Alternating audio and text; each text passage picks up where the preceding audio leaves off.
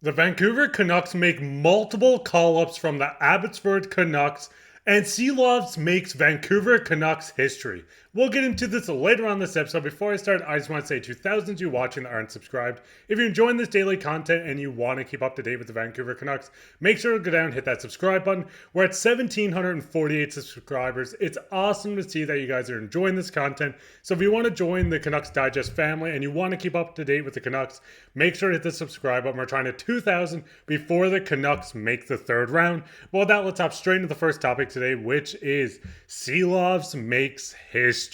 Now, there were multiple tweets going around about Silovs, but the main one I wanted to cover, and the one of him making Canucks history, was the fact that Silovs became the first Vancouver Canucks goalie to have 3 playoff wins in his rookie season. Obviously, this is just outstanding to see a guy like this get the call up from Abbotsford, dominate when the Canucks needed him the most. Obviously, we've seen Demko go down in game 1 of the first round. We've seen Casey DeSmith struggle and go down with an injury. Then we've seen Silovs come in, claim this net, and the Canucks are currently in the second round with him. Like I said, he's the first Canucks rookie goaltender to have 3 playoff wins. Now, the biggest thing with Silovs, obviously, like I said, he had 4 playoff games this year.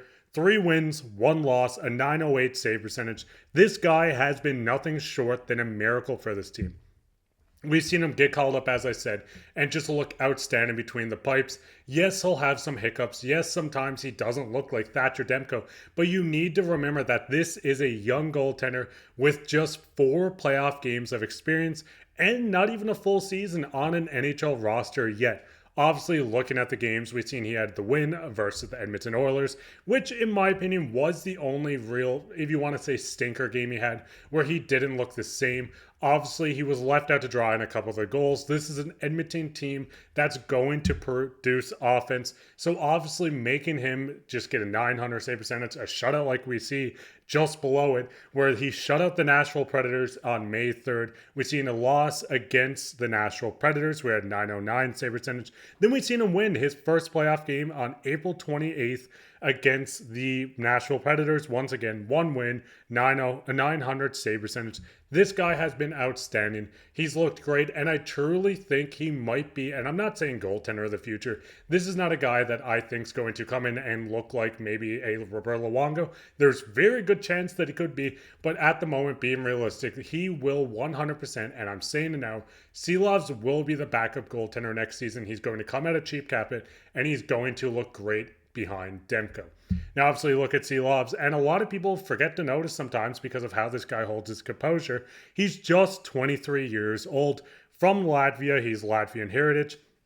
Obviously, he's the goaltender, 6'4", 216 pounds. He had some highlights throughout, like the double IHF, and before the Canucks drafted him in the 6th round in 2019, which, in my opinion, this was an absolute steal. This was a guy that, if you watch my last video, he was almost a throw-in pick. We've seen the Canucks trade 2 players for 2 more players and a 6th round pick, and like I said, just then, he was the 6th round pick that the Vancouver Canucks got.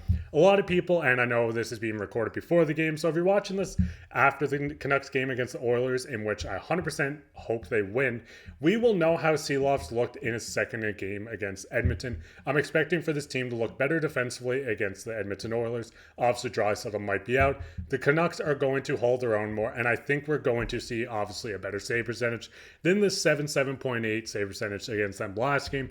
I'm expecting to see Silovs have a bounce back. The Canucks to take this 2-0 chokehold lead on the Edmonton Oilers, and I'm sure everyone's super excited about that. What's your guys' thoughts on Silovs? Do you think he will be this backup goalie next year? Do you think he has starting potential? Could you see him as maybe as the goaltender of the future, especially with how he's playing at just 23?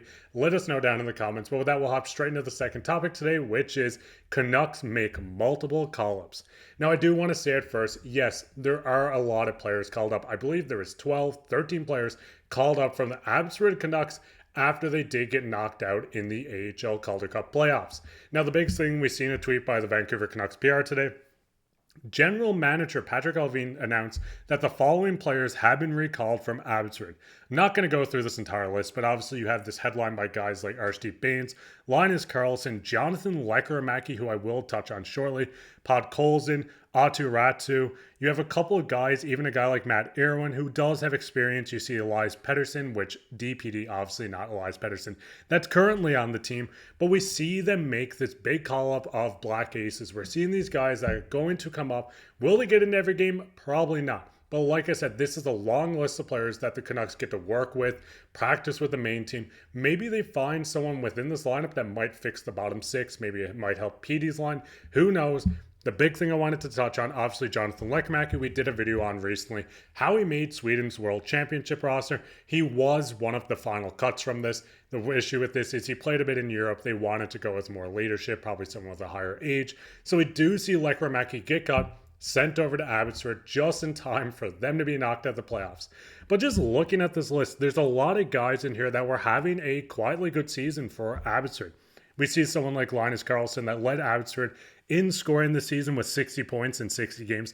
Archie Baines, who we did see play within this Canucks team, did finish second on the team with 55 points in 59 games. Obviously, you have a guy like Dries, Aatu Räty, just below him with 52 points in 72 games. This was a guy that was an absolute heater at one point in the season.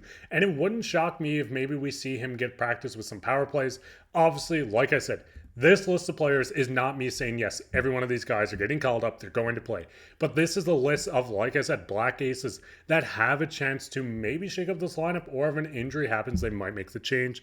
Obviously, you have guys like Podkolzin, DPD, Jonathan Lekkerimäki, who had 2 points in his 6 games in his North American debut on AHL ice with the Abbotsford Canucks. This is a guy I do want to touch on because he was extremely good in the SHL, in the World Juniors. During his time with the World Championship roster, this guy is someone that's lethal on the power play. If you go on just eliteprospects.com, search up Jonathan Lekkerimäki, all the results and what a lot of scouts says, hey, give this guy the puck on the man advantage. Something is going to happen.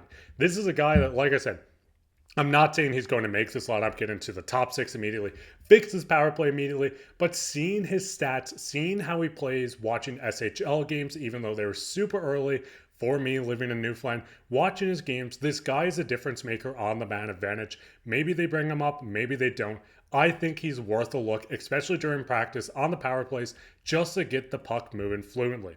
Now, the big thing is, like I said, these guys just got knocked out, and these guys, I mean the Abbotsford Canucks, just got knocked out of the AHL playoffs. These would be the AHL playoff stats. Obviously, a Baines leading the way with 4 points in 6 games. Aatu Räty was a guy that had 4 points in 6 games. You're going through this. A lot of these guys have a tiny bit of NHL experience, none. You see Podkolzin at the bottom being sent down, putting up 1 assist in 3 games. Obviously, Baines played a bit of the NHL this year. These guys, like I said, might make the lineup, especially if the Canucks deal with injuries, want to shake up. It's hard to get a young rookie or a young player that has no playoff experience, regular season experience, anything like this within the lineup. But it's going to be quite interesting to see how this second game against the Edmonton Oilers unfolds tonight or yesterday if you're watching this not on the day of the game. And it's going to be interesting if they maybe slide them in. So what's your guys' thoughts on these players being called up? Do you think any of them gets in the lineup? Is there any certain players you'd like to see in the lineup? I know Aatu Räty had an extremely good AHL season. Baines looked great when he was called up. Podkolzin's a guy that does have NHL experience, and a guy like Jonathan Lekkerimäki who could really benefit this power play. But with that, we'll get right into the last topic, which is everyone's favorite, which is comments of the day. The comment of the day comes from JHJW7PU. Said, PD has been playing better and better these past 3 games, and I have full faith in this time. Also, can't wait for Demko to get back as well. Silovs have been playing great, but I know Demko has been waiting, needing to play in the playoffs, so hopefully he recovers enough to get back in net. And I agree with this completely. Pettersson's a guy that is completely snake-bitten. It's a matter of time before he gets into his groove again, gets a goal, lights up, gets the power play going. He's going to be a major factor in getting the power play back. But what's your guys' thoughts on this as well? Do you think a guy like Demko is just waiting to get back, and once he does, it's going to just help push the Canucks? Do you think a guy like Petey is just waiting to get that first one before the floodgates open for the Canucks? Let me know down in the comments. While you're commenting, you could be featured on the next episode of Canucks Digest as comment of the day. And like I said, we are trying to hit 2,000 subscribers before the end of the second round. So if you haven't subscribed yet and you're enjoying this content, it's completely free. You can just go down and hit that subscribe button. If you're sick of hearing my voice and you don't like my content, that's completely fine as well. But I hope to see you in the next one, and hopefully I can convince you. While you're down there, like, subscribe, comment, share this with your friends, everything in between. Go Canucks, go. Let's get the big Game 2 win against the Edmonton Oilers tonight. Take care.